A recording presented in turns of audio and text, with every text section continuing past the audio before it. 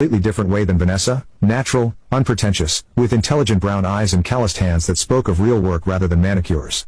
Our first conversation lasted 3 hours, entirely focused on the Hawks' treatment and rehabilitation prospects.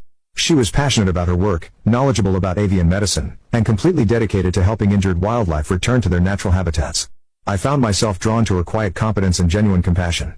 When I asked her out for coffee after the Hawks' successful surgery, she said yes with a smile that reached her eyes. Dating Isabella was like stepping from a turbulent storm into calm sunshine. She appreciated my dedication to my work because she understood it.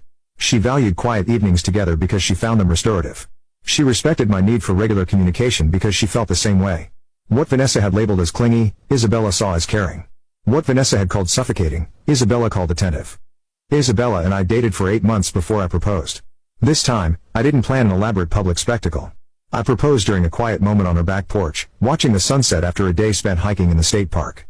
When I asked her to marry me, she said yes immediately, then cried happy tears as she told me she'd been hoping I would ask. We got engaged on a Tuesday in March, and I've never been happier in my life.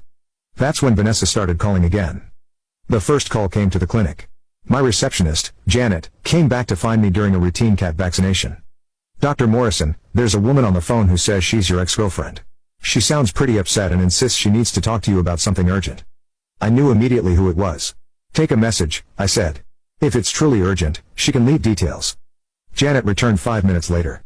She said to tell you that she knows you're engaged to someone else and she needs to explain some things before you make a huge mistake. I had Janet inform Vanessa that I wouldn't be taking her calls and asked her not to contact my workplace again. The calls then started coming to my house. When I didn't answer, she left voicemails.